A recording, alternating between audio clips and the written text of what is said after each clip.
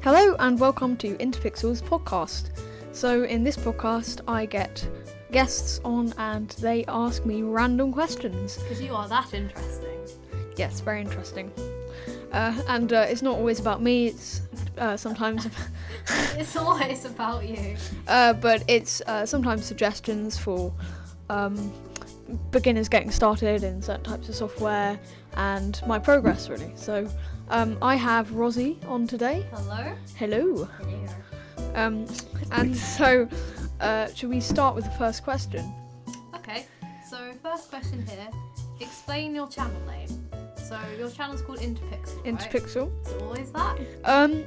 Well, I mean, I had some earlier channels. I used to do animation, stop motion animation, I should say. Which I did with him. Yeah, and we called that Fun Club Family because, well, it's a fun club name. Yeah, we never actually gave it a profile picture, and you also did a short film on an incredibly low quality camera called Particularly Feather when you're about 7? Yeah, 6? no, 6. It was basically my auntie came and from Holland, and she brought this really low resolution, I think it was 244p camera. She's literally a photographer. She's a photographer. And made books with photographs and I don't know what she's doing. I don't understand. It was just low resolution. Little mistake there, and yeah. So yeah, I mean even getting it on her phone would have been better, but anyway. So InterPixel, that is my name, and I started off as another name that I don't think would be appropriate to mention in this podcast. You didn't realise at the time. I didn't realise either because no one made me realise. So anyway, moving on. Yeah. So InterPixel. So I started off as a gaming channel, and my first video I did with my friend James, which is also called Little JB286. He does not have a YouTube channel, but we did this little Minecraft thing called Survival Sundays, and so that was we did our first episode and our last episode. Sorry, the same thing. And so we it was mainly a gaming sort of thing, and then I started to get a bit more into coding, HTML, CSS, and then finally a bit of CGI, Blender, motion tracking, and modelling and stuff.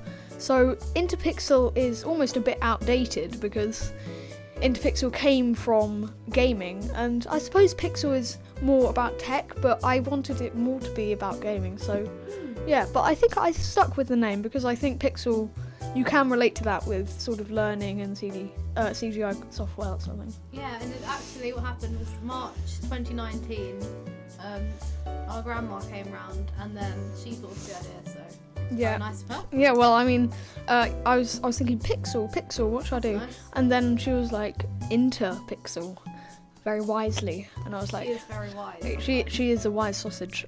Maybe not say that. Anyway, so yeah, that was my name, and that's why I still have it. Okay.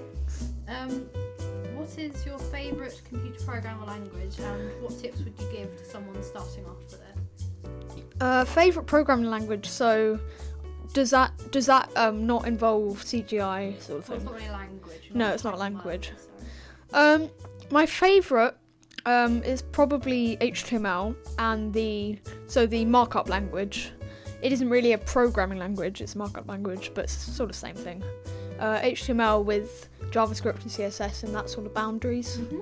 So yeah, I think starting off it can be particularly overwhelming, and like you've got a blank screen and you have to put loads of strings and codes and syntax, and if you get one thing wrong it doesn't work. But I think watching tutorials, I'm about to release a HTML CSS beginners course, and so yeah, I think they should watch tutorials and just try not to quit really, because it's that steep learning curve that really makes people want to quit. So you learn things incredibly quickly. Also, as you're talking about videos people should watch, is there different channels that you think are very good just if you're trying to understand the terminology and that kind of thing, so not going too fast? Yeah, I think there are 2 channels, both for different things. Actually, there are more than 2 channels. There are lots of HTML and CSS content out there, but most of them just go really fast and don't explain a single attribute. So just kind of writing things and not really why. So just saying, do HTML, head, make a link, rel to style sheet. Like they're not explaining what these things are, but the 2 channels for HTML, CSS, JavaScript, C# is DevEd, so make sure to check them out, and MM2s. So MM2s goes so into detail, and there's a 30-minute video on just how to get rid of the .html attachment in your web browser, and he goes so into detail, and he has lots of resources, and it's a really good learning link sort of thing. Do you think some beginners might be a bit overwhelmed with all this? I think the way that MM2s tackles it is, I think he's really good for beginners because he explains things in not very technical or nerdy way. So he does metaphors in real life and connections that everyone can understand. So yeah, and also DevEd. Sometimes he does quite more advanced things. He has quite a lot of courses now. He's quite friendly as well. He's quite friendly, and I was alright having him in the house. And he doesn't just do sort of coding videos. He does just funny things, and he always has a really uplifting feel. So that's good. Yeah, because some people sound just like, oh, I'm going to do this now, and then you do this, but he's like friendly. Yeah. You can kind of see that he enjoys it as well, which is nice. Because some people just seem like they're just doing it for the money and our revenue. Well, that's yeah. Anyway. But yeah. Next question. Where do you get your motivation from, and how do you persevere to do so much? Because I think if you told yourself maybe a year or 2 ago that you'd be doing this much by now, you'd probably be a bit confused. Yeah, I would be like, what the heck's that? I think that, motivation certainly comes from YouTube and all of the great tutorial people that I watch. And I think motivation is mainly you want to have something in mind that you can try and get towards, and once you've done it, you feel so good. And I think trying to be able to do everything as your goal that's not going to make you feel satisfied and not as motivated as if you just had one simple thing. Let's say create your first pretty bad website, but you created it, and then you feel really good after that, and you continue doing even better ones. You should, if you look back at websites you made a while ago, they are interesting, but because you can see your progress if you look at all the website you've made since and see how you learn new things every time, you learn how to add different things, and all that's quite cool. You can make it blend in like that. And also, I think that going wrong and doing mistakes is better than doing right. If you do 90% wrong, 10% right, you learn much more, and then you get excited by the things that actually work, and then you just feel really good. So it's better than just copying word to word someone else's and just changing 2 numbers. And so, especially with coding as well, it's more about a sort of thing that you think about, and it's like a challenge, and less of something that is fixed and you know how to do. Cool. Okay, next question. This is a bit less kind of serious. What music do you listen to when you're working? You know, like Blender and that kind of thing? Well, I listen to whatever on Spotify playlist. I don't usually I speak to my friends and that sort of thing when I'm making it, and I screen. Is that a bit distracting? No, it's not. Well, not when I'm doing Blender and CGI. It's nice because they can have comments because they can see it, and it's not just like lines of code. So I think I don't listen to much of anything because I just can't concentrate. But some quiet jazz in the background is quite nice. I'd find it the other way around. I wouldn't be able to do anything when my friends were talking to me, and I mean my friends haven't FaceTimed me at all over the last few weeks. We've only really been especially in texting every now and self-isolation. Well, I mean, yeah, it's. I guess people just have different ways. So yeah, it's nice that you can talk to your friends at the same time. Okay, next question. If you were going to learn another programming language or something like that, what would it be? Well, I mean, Python, definitely. I don't know much of Python. I mean, I know the basics, but I would be nowhere near being able to create a course on it. So I think, Python is really good because at the moment, in the AI industry, and AI machine learning, because it's really easy to make something in Python and it's a really clean language. So That's nice. Okay. Who or what gave you inspiration to make videos on your channel? well, it goes back quite long ago, far into the ancient history. Of the nearly 11-year-old. Only about 3 years ago, and I watched gaming channels such as Stampy Longnose, Stampy Longhead, iBallistic Squid, Ashdub.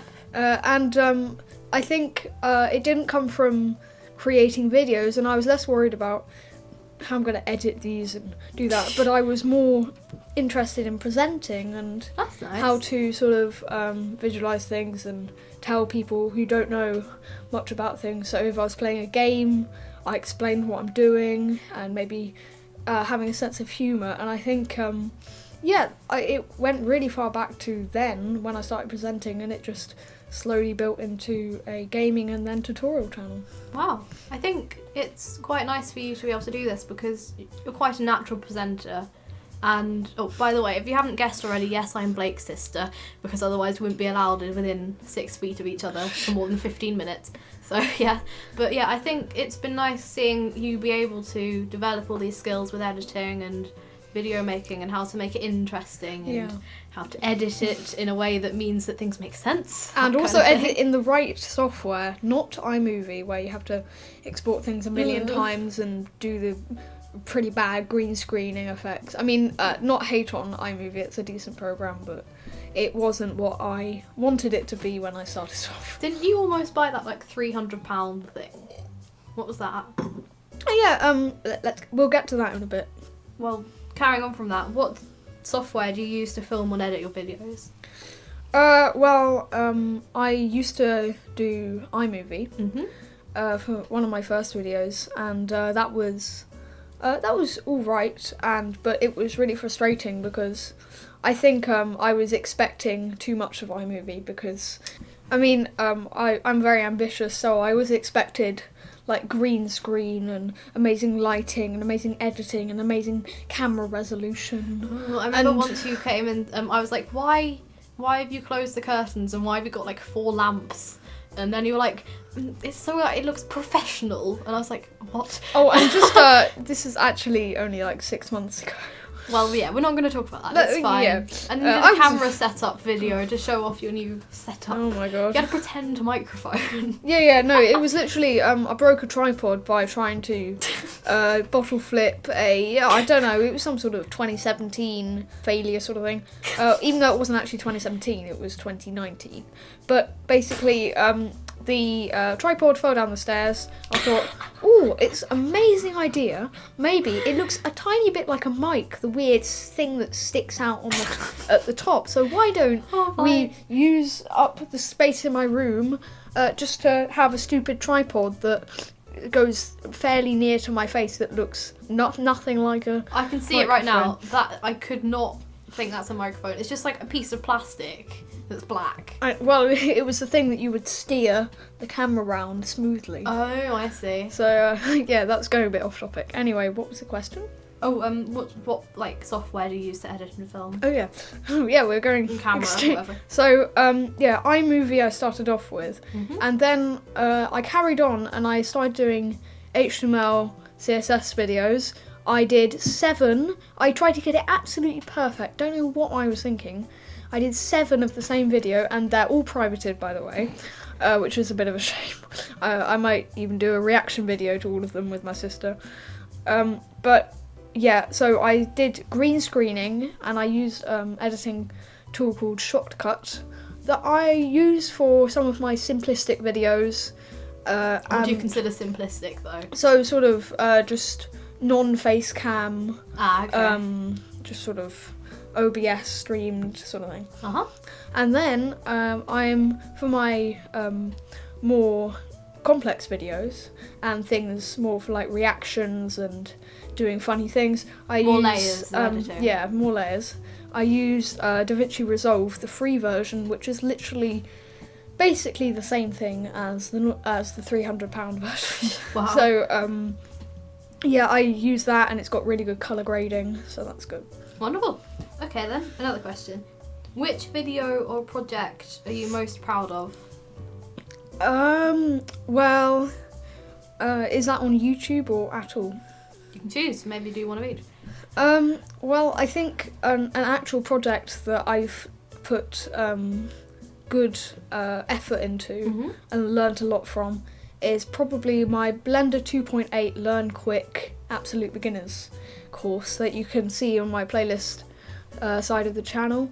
And I'm on episode 8 now. Wow, you've done good. So yeah, I've done a good 2 hours of Blender, and I think I'm really proud of that because it's almost like a montage of all of my learning of how to present, how to record, different mics and OBS streaming and stuff. Yeah, because the first time I think you filmed one of the videos was in January actually, but you didn't have a mic. But the thing is, you could tell that you knew exactly what you were doing and everything. It's just, it sounded like this the whole time. I didn't really get what you were saying. Well, to be actually really accurate, this is what it sounded like. It sounded like this, and I was talking, I knew exactly what I was saying, but you could barely hear me. Yeah. So yeah, I really don't think that was a good option, and so I finally bought a mic. It was only 20 quid, the Fee-Fine mic, really good, and that's when my videos started to become 10 times more professional, I would say. Yeah, I think it kind of made you feel like you were being more professional as well as it Yeah. just sounded better. So yeah. Cool. In that case, another question. How did you arrive at doing 3D animation? Because I know that originally we did more kind of plasticine and that kind of Yeah, thing. so going back to the Fun Club family, we did stop motion animation where you take a picture and then you move little limbs of your character, and then you take another picture and it would turn out to be really good. And I was about to purchase this 300 quid, maybe 200 quid? I don't know. I think it was $299. Expensive. Expensive animation program called Dragon Frame that professionals use, and it's an industry standard. And so I think that I'm glad I didn't buy it, because if I would have just been frustrated, because I'm always very ambitious. I'm saying this a lot in this It's true. podcast. I can confirm. And so I kept on doing stop motion animation, I'm doing storyboards and scripts and screenplays, and asking friends to make sets and to build massive models and architecture, and it all just became too much, and I was like, I'm not going to do stop motion animation. I think it's a bad idea for me Yeah. because I'm too ambitious. I think the thing about you is you've always been so ambitious, but the problem is that when you were kind of 7 or 8, your friends' ambition levels were anywhere near what you wanted to do. So when you made a really detailed sketch of this thing you wanted your friend to make, you took so long on the sketch, and you gave him and the screen, plasticine. and I gave him plasticine. You made an entire screenplay, then you started a storyboard, and then you gave this plan to your friend, and he was like, ooh, he just didn't do it. And And Blake was like, what? How could you dare not do that? yeah, I don't want to be mean to that person, because now it's fine with friends, so it's fine. Yeah. But yeah. So the reason why I started 3D animation is about a year later. I saw Toy Story 4, and November. that was November, and I think it was so amazing how it was made and created, and it was so detailed, and I just think that for 3D, I think it's just so much easier to create something that's amazing and looks fantastic Cool. than stop motion, because you have to build it in real life. And so in CGI, my ambitions were now a reality. Wow. That's really good then.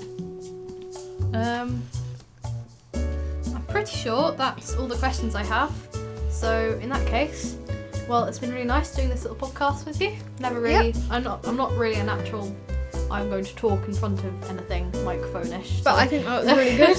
Yeah. And so hopefully you enjoyed this podcast. Hearing us and natter away. there may be another podcast of this or something.